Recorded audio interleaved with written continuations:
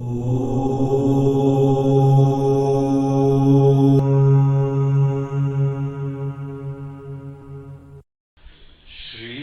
राम जय जय राम। ओम बोलो श्याम रामचंद्र की जय, पवन सुत हनुमान की जय, बोलो भाई सब संतान की नमः पार्वती पतये हर महादेव। आज की चौपाई नंबर 5 है। हाथ वज्र और ध्वजा विराजे, कांधे मूंज जनेऊ साजे। तो इस तरीके से पिछले चौपाई से हम लोगों को हनुमान जी का वर्णन प्राप्त हो रहा है। हमने कल देखा था कि हमारे उपास्य का, हमारे इष्ट देवता का एक ग्राह्य और स्पष्ट रूप हमारी भावना की अभिव्यक्ति के लिए और उनके श्री चरणों में भावांजलि प्रकट करने के लिए परम सहायक और कल्याणकारी होती है। जब कोई हमको स्पष्टता से दिख रहा हो तो अपने प्यार का, भावना का इजहार कर सकते हैं। यद्यपि हमारे मन के अंदर भावना मन में ही होती है, लेकिन एक सिद्धांत है कि भावना की अभिव्यक्ति से भावना की वृद्धि हुआ करती है। आप जिसके प्रति बहुत ही प्रेम रखते हैं, आदर रखते हैं, यद्यपि आप अपने दूर भी रहे और उसका चिंतन करते रहे, चिंतन करने से भी हमारी भावना उसके प्रति बढ़ती है। लेकिन जिस समय हमको भावना को अभिव्यक्त करने का सौभाग्य मिले, उनकी सन्निधि प्राप्त हो और उनको हम जो है वहां कुछ अपने मन की बात बोल सकें, ये अभिव्यक्ति होती है। हम नमन कर सकें, हम स्तुति कर सकें, हम प्रणाम कर सकें, हम चरण वंदना कर सकें, हम पूजा कर सकें, हम अपने आंखों से देख सकें। देखिए, हम लोगों के पास 5 इंद्रियां होती हैं और जिस समय कोई सामने होता है तो हम 5 इंद्रियों का प्रयोग करते हैं। कई लोगों को हम केवल सुन सकते हैं, जैसे एक जमाना था रेडियो का, अभी भी है, लेकिन एक जमाना था कि रेडियो चलता था, टीवी था ही नहीं। तो उससे जो है हम लोगों को कुछ ज्ञान मिलता था, हमको दूसरे की भावना, विचारों का परिचय मिलता था। एक ही विषय है। फिर उसके बाद टीवी आया। टीवी में क्या एडिशन हुआ कि शब्द के साथ साथ रूप भी दिखने लगा। जब रूप भी दिखने लगा तो हमारा जो संवाद होता है, हमारी तरफ से तो बहुत नहीं होता है, लेकिन उसकी अभिव्यक्ति जो है वो ज्यादा प्रभावी हो जाती है। और अगर साथ ही साथ कल ऐसा टेलीविजन आए कि वहां पे फूल आए तो हमारे जो है कमरे में एकदम सुगंध आ जाए। आप कहीं पर भी हिमालय में जाएं, फूलों की घाटी में जाएं, आपको फूलों की घाटी की सुगंध भी मिलने लगे। साइंटिस्ट लोग बोलेंगे आइडिया बुरा नहीं है, लोग काम कर रहे हैं। और फिर उसके उपरांत आपको स्पर्श भी होने लगे। वहां बहुत ही ठंडी ठंडी हवा है तो आप बोले लो जरा हमारी शॉल कहाँ है। हमको वहां पे जो है वह स्पर्श का भी अनुभव होने लगे, और फिर उसके बाद तो वारे न्यारे हो जाएंगे कि वहां लड्डू खाएं और यहाँ टेस्ट भी आ जाए। तो ये हमारी पांचों इंद्रियों का कमाल होता है। इसीलिए जो अगर एक यहाँ पे सामने रूप में प्रकट होता है तो वो हमारी समस्त इंद्रियों का विषय बन जाता है। मूर्ति पूजा का ये बहुत बड़ा प्रभाव होता है। बोलते हैं यार तुम एक केवल शब्द से इतने प्रभावित हो गए, टीवी के अंदर शब्द और रूप से प्रभावित हो गए। अगर कोई साक्षात तुम्हारे सामने है, तुम्हारे कोई प्रिय लोग, तुम्हारे स्वजन, तुम्हारे बाल बच्चे, तुम्हारे पति पत्नी, तुम्हारे माता पिता, तुम्हारे गुरुजन लोग अगर तुमको साक्षात दिख रहे हैं, हमारे भगवान जिनके प्रति हमारा बहुत प्रगाढ़ आदर विराजमान है, वो हमको दिख रहे हैं, तो देखिए उसमें क्या प्रभाव पड़ता है। उनकी प्रेजेंस से ही हमको रोमांचित कर देती है। इसीलिए भगवान का कोई रूप रखना, मूर्ति रखना, विग्रह रखना बहुत ही कल्याणकारी होता है। हर इंद्रिय से ग्राह्य होता है। आप उनको स्नान करवाते हैं, अपने भगवान को स्पर्श करते हैं, और जो व्यक्ति उनको साक्षात परमात्मा समझ रहा हो, उसकी तो बात ही आप सोच लो क्या होगी। हमको याद है कि हमारे गुरुदेव का कोई जो है चरण पूजा करा करते थे, पाद पूजा, क्योंकि वह बहुत दिन से उत्कंठा थी और उनको सौभाग्य मिल गया, तो वो जो उन्होंने जल और अनेकों पंचामृत से स्नान करवाया वो तो अलग, उनकी आंखों से झरझर आंसू बह रहे थे। उसकी भावना, उसकी खुशी के बारे में हम कल्पना कर सकते हैं। इसके बजाय आप बोलो नहीं भगवान तो जो है कण-कण में है, तो पूछ लो, वो दिख भी नहीं रहे, कोई फील भी नहीं कर पा रहे, बस पूछ लो, भक्ति उत्पन्न कर लो। देखिए कितना जमीन आसमान का भेद होता है। इसीलिए हम लोग के जो भी मनीषी लोगों ने, पूर्वजों ने भगवान का एक रूप प्रदान करा, और ये केवल हमारे लिए नहीं प्रदान करा, भगवान आए हैं यहाँ पे, वो आए हैं, उन्होंने लीला करी है, उन्होंने अनेकों धर्म की स्थापना करी है, अनेकों राक्षसों का संहार करा है। ऐसे भगवान को हम यहाँ विग्रह की तरह से रखें, रूप की तरीके से स्मरण करें, वो जो है परम सहायक और कल्याणकारी होता है। तो वो हम लोग पिछली चौपाई से देख रहे थे। कंचन बरन विराज सुबेसा, कानन कुंडल कुंचित केसा। इसी जो है प्रक्रिया को इस अगले 5वीं चौपाई में कंटिन्यू करते हुए कहते हैं, और वर्णन देखो इनका। हाथ वज्र और ध्वजा विराजे, कांधे मूंज जनेऊ साजे। बस इतना ही यहाँ पे एक चौपाई खत्म। 5वीं चौपाई यहां तक है। अब एक एक चौपाई में कुछ छोटे छोटे से आइडिया दिए गए, उसके बाद अब जल्दी से दूसरी पे मत भागना। ये मनुष्य के मन की जो है प्रवृत्ति होती है, फट से जल्दी से भाग जाते हैं। उनसे बोलो भजन करो तो मोक्ष तक पहुंच जाते हो, उनसे बोलो साक्षात कार्य कारण देखो, पुरुषोत्तम तक पहुंच जाते हैं। ऐसा नहीं, जो सामने है उसको पूरा ध्यान दो, उसको ज्यादा ध्यान दोगे तो तुमको सीधे आशीर्वाद मिलेगा। तो इसका सिग्निफिकेंस, इसका महत्व है। तो क्या बोलते हैं, हाथ वज्र।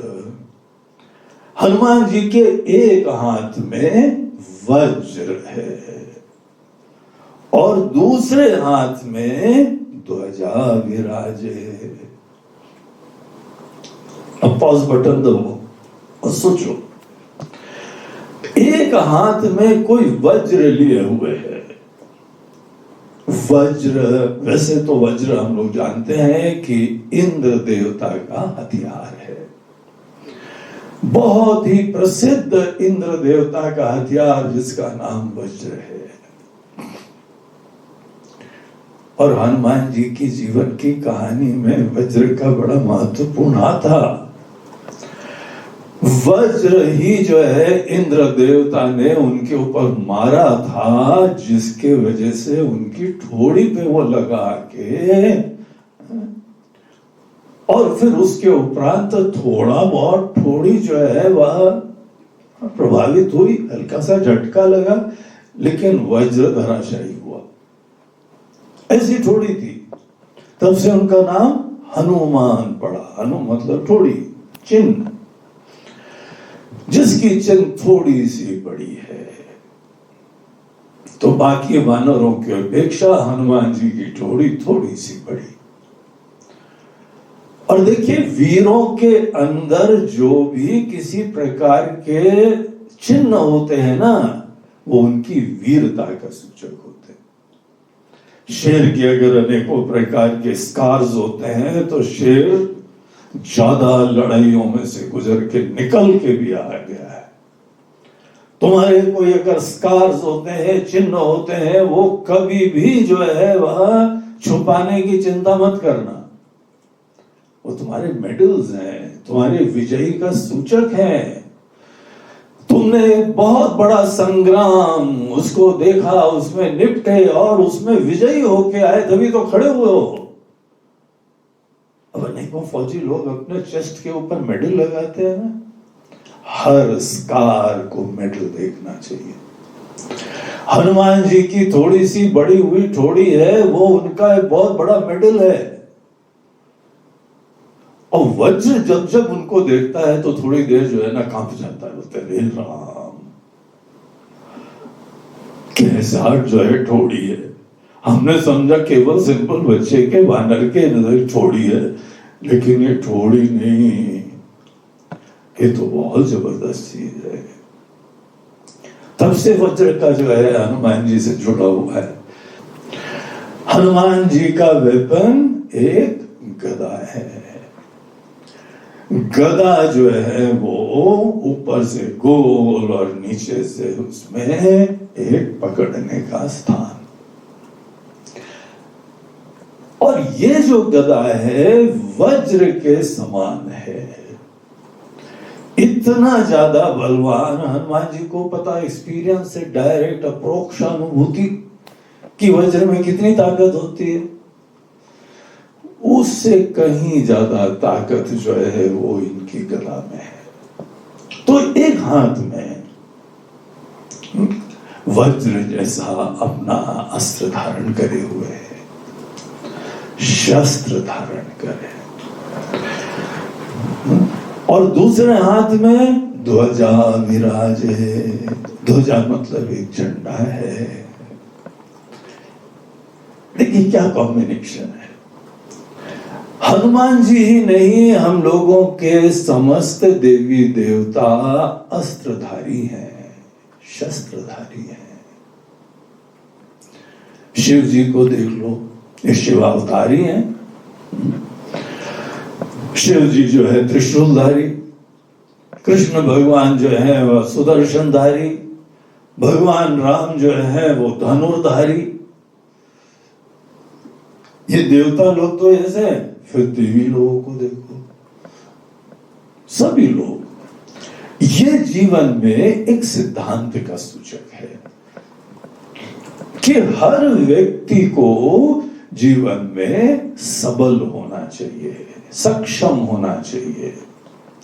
हर प्रकार के यहाँ पे लोग होते हैं, अनेकों प्रकार की मुसीबतें होती हैं। कई लोग होते हैं जिनको प्रेम से समझाओ समझ जाते हैं। कई लोग होते हैं साम की नीति नहीं दाम की नीति से समझ जाते हैं। कुछ लोगों को दंड की नीति से समझाना पड़ता है।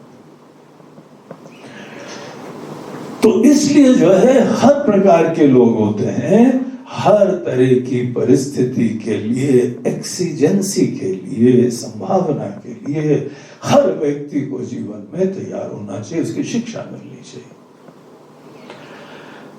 आजकल जो है पुरुष ही नहीं, महिलाओं को भी यह शिक्षा दी जाती है कि तुम लोग कोई भी किसी तरह के लोग आए, अगर कोई तुम्हारा दुरुपयोग करे, तंग करे, कोई बुली करे, तुमको निपटना आना चाहिए। पहले युक्ति से निपटो, प्रेम से निपटो, चालाकी से निपटो। जनरली बुली आते हैं, बुद्धू होते हैं, अकल ज्यादा नहीं होती है, तो उनके दिमाग को घुमा के तुम निपटो। और अगर कोई अन्य नीति काम नहीं करती है तो कुंफू, जूडो पॉइंट्स होते हैं, जहां पे एक ऐसे पॉइंट है शरीर पे मारो कि फट से आदमी ढीला पड़ जाता है, अंदर चक्कर आ जाते हैं। वो पॉइंट्स जानना इंपॉर्टेंट होता है, उसे बहुत कस के नहीं मारना पड़ता, धीमे से मारना पड़ता है, चॉप करना पड़ता है। ये वो लोग जो कराटे वाले, जूडो वाले चॉप करते हैं, चॉप की एक्सरसाइज करते हैं। कुछ ना कुछ सीखना चाहिए। बाकी जरूरत पड़े तो फिर कोई अस्त्र शस्त्र भी रखो। अमेरिका वगैरह में तो अस्त्र शस्त्र रखना वहां पे लीगल है, बोलते जीवन है, दुनिया है, कोई दुष्ट लोग आ जाएं, अकेली महिला है, अकेला व्यक्ति है, तो तुमको निपटना आना चाहिए। कोई ना कोई अस्त्र शस्त्र रखना, ये हमारा धर्म, ये हमारे देवता लोग, सब लोग ये शिक्षा देते हैं। जरूर अपने आप को सक्षम, समर्थ बनाना चाहिए, सबल बनाना चाहिए, जैसी परिस्थिति है उसके अनुरूप। अगर कहीं पे चीन के पास कोई अनेकों हथियार हैं, पाकिस्तान के पास हैं, हम लोगों को खरीदने ही पड़ते हैं उसके निपटने के लिए। तुम्हारे पास ये हवाई जहाज है, अभी देखो हम रफाइल लाते हैं। तुम्हारे पास ये है, अब हम F-35 लाते हैं। कोई ना कोई लाना पड़ेगा, तुमको देश की रक्षा करनी है। अगर नहीं लाओगे तो वो तुम्हारे ऊपर हावी हो जाएंगे। हमको अनेक अस्त्र शस्त्र भी लाने हैं और अस्त्र शस्त्र चलाना भी आना चाहिए। कई लोग तो केवल दंड से काम चला लेते हैं, और दंड की विद्या इतनी अद्भुत होती है कि ऐसे घुमाते हैं, अनेकों को निपट लेते। यह अवश्य सीखना चाहिए, हर व्यक्ति को सीखना चाहिए। इसमें कोई जो है हम बड़े ऑफेंसिव हो रहे हैं, हम बहुत ही जो है आक्रामक हो रहे हैं, बोलते हैं, हमको कोई आक्रामक नहीं होने की जरूरत है। वो तो हम अपने विवेक से कब प्रयोग करना है वो सोचेंगे। न्यूक्लियर पावर होना हमारे देश को आवश्यक है, लेकिन हम कब यूज करेंगे वो जो है किसी विवेकी के हाथ में उसकी बटन होनी चाहिए। इसीलिए ये जो है अपने आप में, अगर तुम्हारे पास अस्त्र शस्त्र होता है ना, तो डेटरेंट हो जाता है, दूसरे लोग देख के ही दूर हो जाते हैं। हमारे तो हनुमान जी हमको भाई यही सिखा रहे हैं और हम तो यही करने वाले हैं। महिलाओं को बोलो तुम्हारी पर्स में क्या क्या होता है, पूरी दुनिया का सब संसार होता है।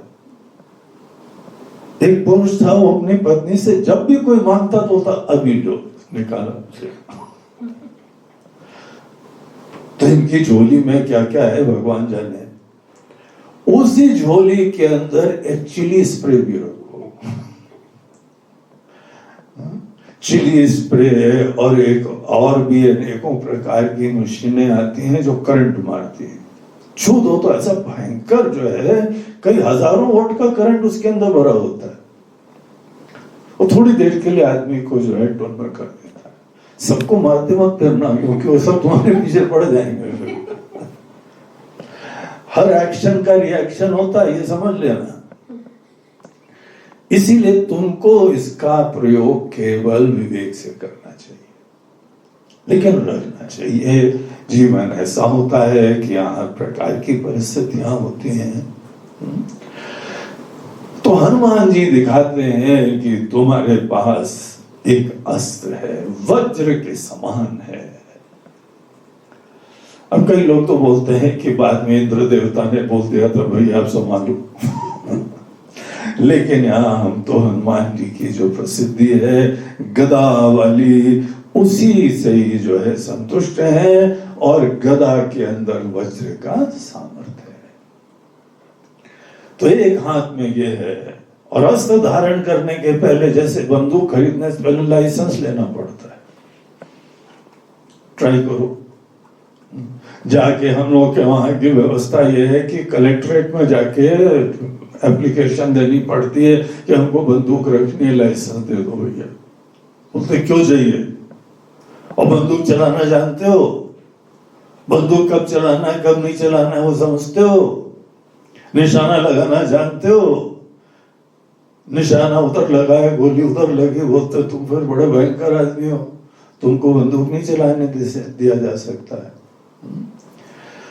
और उसके बाद तुम्हारा मन संतुलित रहता है, सब चीजों का टेस्ट होता है, कम से कम होना चाहिए।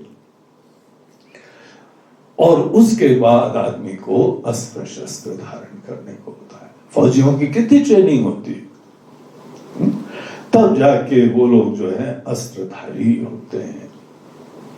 और उसके पीछे जो मन होता है, संयमित मन होता है।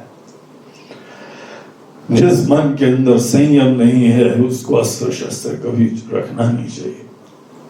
क्रोध के आवेश में जहां पे जो है कुछ आक्रोश उत्पन्न हुआ, कई बार ऐसे हो जाता है। सिपाही लोग बहुत गुस्सा है, किसी से अपने बॉस से बहुत दिन से छुट्टी नहीं दे रहे, बोलते हैं अभी हम छोड़ते हैं, बताते हैं तुमको, तो जाके उन्हीं के ऊपर गोली चला दी। संयम अगर नहीं होता है तो फिर अस्त्र शस्त्र विनाशकारी हो जाते हैं। तो ये हमको होना चाहिए। अगर हनुमान जी धारण करे हैं, राम जी धारण करे हैं, शिव जी धारण करे हैं, तो ये दिखाता है कि ये लोग अस्त्र शस्त्र चलाने में दक्ष भी हैं और संयम भी विराजमान है, जिसके वजह से बड़ी शक्तिशाली चीज है। तो उसको प्रयोग करने के लिए हमारे पास सामर्थ्य होना चाहिए। दूसरी चीज यहां बताते हैं, हाथ वज्र और ध्वजा विराजे। दूसरे हाथ में ध्वजा है, वेरी इंटरेस्टिंग, झंडा लिए हुए हैं। हनुमान जी झंडा गाय के लिए लिए हुए हो? कहां झंडा गाड़ने जा रहे हैं आप? बोलते हैं झंडा हमारी पहचान होती है। आप जिस चीज से स्वाभिमान प्राप्त करते हैं, आप जिस चीज के प्रति आदर रखते हैं, समर्पित होते हैं, प्रेरणा प्राप्त करते हैं, हर व्यक्ति का झंडा उसी चीज का सूचक होता है। सबका झंडा होता है। देश का झंडा है ना, देश का झंडा वो हमारी देश की संस्कृति, अस्मिता, जीवन दर्शन का सूचक होता है।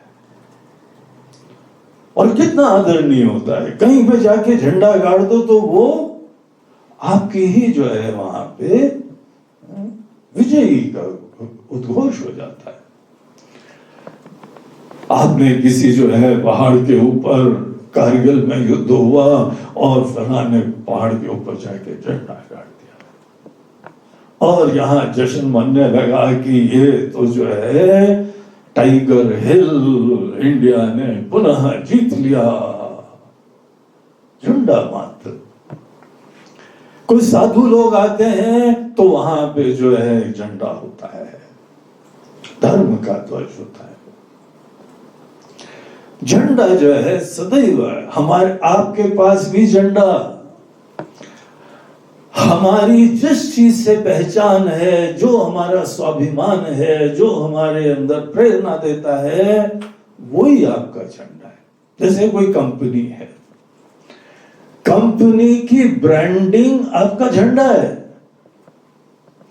कंपनी का जो भी नाम है, आपकी पहचान है, आप स्वाभिमान से सर उठा के बोलते हैं। कौन सी कंपनी से आए वो? फलानी कंपनी से आए, बस पहचान हो गई। आपकी वो पहचान ही है और आप सदैव इसको धारण करते हैं। तो जो चीज व्यक्ति का एक प्रेरणा का आस्पद है, पहचान है, विदेश में जाते हैं तो हमारा पासपोर्ट हमारा झंडा है, जहां निकाल के दिया पासपोर्ट, अच्छा इंडिया के हो, अच्छा आ जाओ, अच्छा पाकिस्तान को, पीछे खड़ो। और सिक्योरिटी वाले बोले इसकी चेकिंग करो। वो पीछे जो है ना एक कहानी आई थी कि शाहरुख खान अमेरिका गए और शाहरुख खान को जो है उन्होंने पकड़ लिया और बोले भैया शाहरुख खान है इंडिया, वहां बस अब खान होना काम चलो।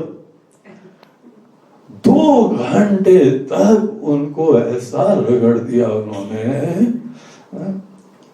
उन्होंने बोले ये फोन तो करने दो, तो 2 घंटे बाद फोन करने दिया, हाई कमीशन को फोन कर पकड़ लिए गए, यहाँ पे छोड़ ही नहीं रहे, पता नहीं क्या क्या प्रश्न कर रहे हैं और शरीर के अंदर कहां कहां जो है ढूंढ रहे हैं। पूरा खोज निकाला, पूरा शरीर का एक्सरे कर डाला है। वो दरअसल एक शाहरुख खान करके एक आतंकी था जो उसने इसका नाम यूज करा और उनके पास खबर पहुंच गई एक शाहरुख खान आएंगे। जब उनको जो है वहां हाई कमीशन से और दिल्ली से सब सोचना है नहीं ये शाहरुख खान दूसरा है, तब जाके हुआ। ऐसा क्यों मुसीबत हुई? आपके झंडे ने गड़बड़ कर दिया। हमारा नाम, हमारी पहचान, नकली पासपोर्ट हो सकता है, इंडिया का नहीं होगा। इंडिया का पासपोर्ट रिस्पेक्टेबल है रिलेटिवली। कुछ पासपोर्ट दुनिया में हाईली रिस्पेक्टेबल है। पासपोर्ट निकाला तो उन्होंने अपना झंडा निकाला, अच्छा तुम यहाँ क्यों? अच्छा कोई चिंता नहीं, पूरी चेकिंग भी नहीं करते हैं उसकी। तुम इस देश से आए हुए हो तो तुम्हारा कोई प्रॉब्लम नहीं। आपकी कंपनी, अच्छा तुम इस कंपनी के हो, आओ आओ आओ बैठो, अच्छा इस कंपनी के हो तो वहां मुसीबत। इसको झंडा बोलते हैं। झंडे का जो है हम लोग को एक प्रसंग प्राप्त होता है विभीषण गीता में। विभीषण गीता जो है वो जब राम जी रावण से युद्ध करने जा रहे थे तो विभीषण जी थोड़े बड़े चिंतित हुए, बोलते हैं प्रभु ये तो बड़ा अनफेयर है। रावण रति विरथ रघुबीरा, वो रथ में बैठा हुआ है तो सुसज्जित है, अनेकों प्रकार के वेपन्स हैं और आप जमीन पे अकेले नंगे पैर खड़े हुए हैं, कोई कवच नहीं, कोई कुछ नहीं, कोई मुकुट नहीं, और केवल हाथ में एक धनुष बाण। Very unfair war. तो जब उसके मन के अंदर ऐसा शोक हुआ तो राम जी ने वहीं खड़े खड़े विभीषण को समझाया। बोला विभीषण तुम्हारी प्रेम भाव है, भक्ति है, तो तुम्हारे मन में ऐसी चिंता हो रही है, लेकिन तुम अज्ञानी आदमी हो, तुमको पता नहीं है जिस रथ के ऊपर खड़े होके जीवन में विजय प्राप्त होती है ना, वो ये सब रथ नहीं है। तुम्हारे पास रिसोर्सेज हो गई, तुम्हारे पास ये सब वस्तु हो गई, हाईटेक चीजें हो गई, इससे तुम जीत जाओगे। बोलते हैं ब्रह्म रखो, इसके पीछे इंसान होता है, कौन यूज करता है उसकी अकल होती है। तो वहां पे एक उन्होंने रथ का वर्णन करा है जिसको धर्म रथ कहा जाता है, और उस धर्म के रथ में उन्होंने रथ को एग्जाम्पल बना के जीवन के मूल्य प्रतिपादित करे। शौरज धीरज तेहि रथ चाका, सत्यशील दृढ़ ध्वजा पताका। इस रथ में शौर्य और शौरज धीरज, पेशेंस, वैलर एंड पेशेंस, उत्साह से आगे बढ़ने का भाव और मुसीबत में धीरज रखने का, ये दोनों पद उसके पहिए हैं। और सत्यशील दृढ़ ध्वजा पताका, ध्वजा वहां क्या है? सत्य। हमारी पहचान, ध्वजा जो है दूर से ही हमारी पहचान हुआ करती है। आप दूर से आ रहे हैं, एक साधु आदमी, सन्यासी आदमी दूर से आ रहा है, तो हमारे ये गैरिक वस्त्र हमारी पहचान होते हैं। तो ये जो है यहाँ पे सत्य जिस समय तुम्हारी पहचान हो जाए तब तुम्हारी ध्वजा सत्य वाली हो गई। तो हनुमान जी की जो है कुछ ध्वजा है, उनकी पहचान है, उनकी निष्ठा, भक्ति, विवेक, ज्ञान, बल। इसीलिए तो हमसे बल बुद्धि विद्या मांगते हैं, इसीलिए तो उनको ज्ञान गुण सागर कहते हैं। यही हनुमान जी की ध्वजा है। हाथ वज्र और ध्वजा पताका, हाथ वज्र और ध्वजा विराजे, कांधे मूंज जनेऊ साजे। और उनके कंधे पे एक जनेऊ है। किस चीज का जनेऊ है? मूंज का जनेऊ। मूंज एक घास होती है जो हम लोग अनेकों पूजा पाठ में हाथ में उंगली में वो जो धारण करते हैं, उसी घास की बनी हुई जनेऊ धारण करते हैं। ऐसी जनेऊ जंगल में अनेकों तपस्वी लोग, ऋषि लोग वो भी धारण करते हैं। अगर कोई मूंज की जनेऊ धारण करा हुआ है तो वो वनवासी है, वन में रहने वाला है, प्रकृति के मध्य में है, जो उपलब्ध संसाधन है उसका प्रयोग करता है। और ये मूंज तो बड़ी पवित्रकारी चीज होती है, इसको पवित्रा ही बोलते हैं कई बार। तो ऐसी जो है पवित्रकारी वस्तु से बनी हुई एक उनकी जनेऊ, यज्ञोपवीत। यज्ञोपवीत की महिमा जो है वो हम लोगों के वैदिक सनातन धर्म वाले ही जानते हैं, बाकी लोग थोड़ी जानते हैं। इसकी महिमा जो है ये हमारे द्विज बनने का सूचक होती है, बड़े स्वाभिमान का विषय होता है। किसी हिंदू व्यक्ति के घर में, उसके जीवन में जनेऊ का संस्कार, यज्ञोपवीत का संस्कार शादी ब्याह जैसा धूमधाम से होता है, इतना ज्यादा महत्वपूर्ण होता है। यद्यपि आज धीमे धीमे हम लोगों की जो है संस्कृति की ग्लानि हो गई है, परंपरा की ग्लानि हो गई, लोगों को परिचय नहीं है। विधर्मी लोग, उन लोगों का ज्यादा बोलबाला होने की वजह से हमारा स्वाभिमान खत्म हो गया है। अन्यथा जनेऊ को एक स्वाभिमान की तरीके से धारण करना चाहिए, सौभाग्य की तरीके से। जनेऊ के बाद ही व्यक्ति कोई धर्म के कार्य के लिए अधिकारी बनता है। जनेऊ के पूर्व हम लोग कोई जो है वह हवन यज्ञ आदि ये सब चीजों करने के अधिकारी नहीं होते हैं, इसी के बाद अधिकारी होते हैं। जनेऊ हर व्यक्ति का हर वर्ण के हिसाब से अलग समय पे कराया जाता है, एक एज भी सबकी नहीं है। और जनेऊ के बाद ही विद्यारंभ होता है, अध्ययन का बात उसको पात्र समझा जाता है। एक बहुत बड़ा स्टेपिंग स्टोन है हमारे लाइफ में, एक बहुत बड़ा संस्कार है, स्वाभिमान है। जनेऊ के साथ साथ सूत्र और शिखा, चोटी धारण करना और एक जनेऊ धारण करना। ये फिल्म वाले भी इस चीज का उपहास करते हैं और दुनिया के लोग, नास्तिक लोग, कम्युनिस्ट लोग, सब लोग।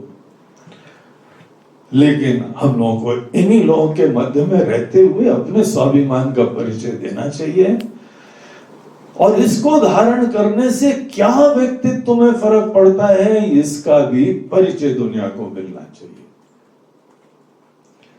जनेऊ जो है वह 3 धागे से बना रहता है। ये हमारे 3 कर्तव्यों का सूचक होता है। देखिए, बच्चे को शुरुआत से कर्तव्य का बोझा नहीं देना चाहिए। बचपन में सभी जो है वह बच्चे लोगों को फ्री रखना चाहिए। एजुकेशन का, स्कूल जाने का बहुत ज्यादा बर्डन नहीं, साइकी को रिलैक्स होना चाहिए। और उसके बाद जो है वह धीमे धीमे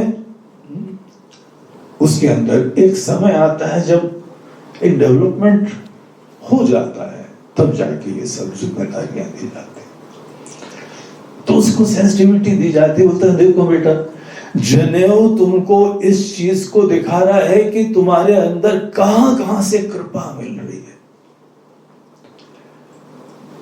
तुम्हारे ऊपर कृपा बरस रही है। जब किसी का जनेऊ होता है तो जैसे कि ये गीत उनको बताया जा रहा है, राम रस बरसे, राम जी की कृपा की वर्षा हो रही है। जब कोई व्यक्ति ये बात समझने का पात्र हो जाता है तब जनेऊ का पात्र होता है। कहां कहां से कृपा बरस रही है? बोलते हैं तुम्हारे माता पिता की देखो कृपा, तुम्हारे माता पिता के भी माता पिता, उनके माता पिता, पूरे पूरे पितरों की कृपा है। तो पितरों की कृपा हमारे ऊपर है।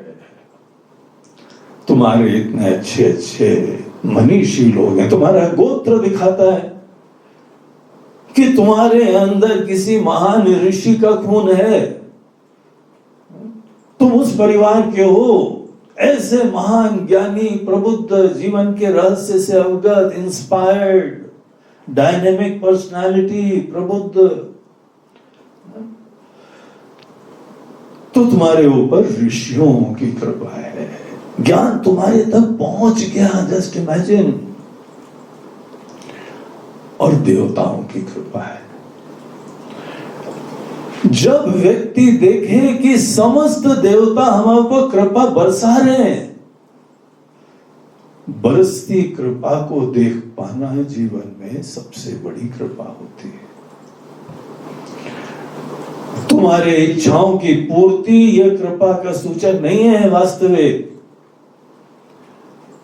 हमारे ऊपर हर समय कृपा बरस रही है, इस चीज को रियलाइज करना कृपा होती है।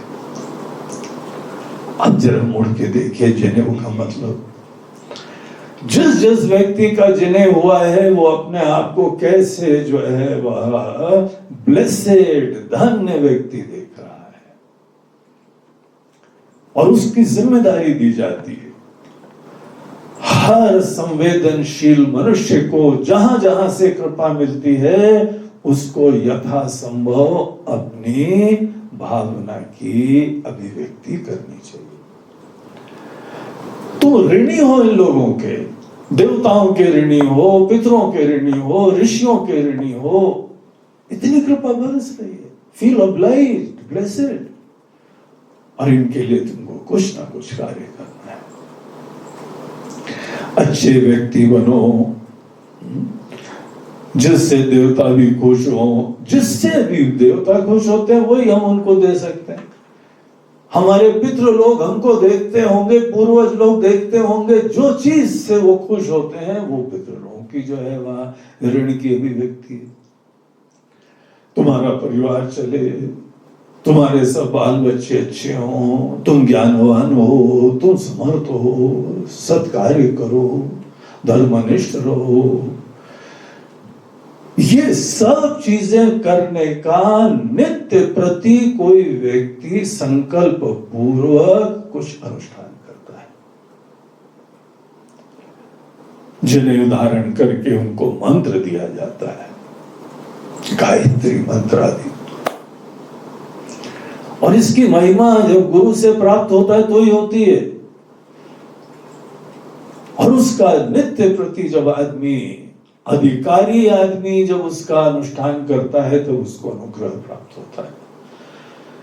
कहीं पर भी गायत्री मंत्र ऐसे दे देना, ये हम लोगों की परंपरा के अनुरूप नहीं। ये कोई डेमोक्रेसी नहीं है, सबको मिलना ही चाहिए। मेडिकल इंजीनियरिंग में एडमिशन भी सबको दे देते हो क्या? पात्र होना चाहिए। हम लोग की परंपरा है, हमारी परंपरा से क्या खिलवाड़ करना है किसी को? ये सबको नहीं दिया जाता है। गुरु मुख से विधि विधान से लो और विधि विधान से करो, पालन करो। जनेऊ इन सब चीजों का सूचक है। एक जिम्मेदार व्यक्ति के निर्माण की विद्या होती है। सौभाग्य से, धन्यता से, स्वाभिमान से इस चीज को धारण करा जाता है। तो हनुमान जी कांदे मूज जनेऊ साजे। देखो छोटी छोटी चीजें हैं और थोड़ा चिंतन करें तो कितनी बढ़िया बढ़िया है। हनुमान जी का व्यक्तित्व तो कितना प्रेरक दिखाई पड़ता है, कितना महान दिखाई पड़ता है। तो इस तरीके से पांचवी चौपाई हमको ये तीन चीजें दिखा रही है। हाथ वज्र और ध्वजा विराजे, कांधे मूंज जनेऊ साजे। और ऐसा ही विग्रह अपने मन में लाके उनका चिंतन करना चाहिए। बोलो सियावर रामचंद्र की जय, पवन सुत हनुमान की जय।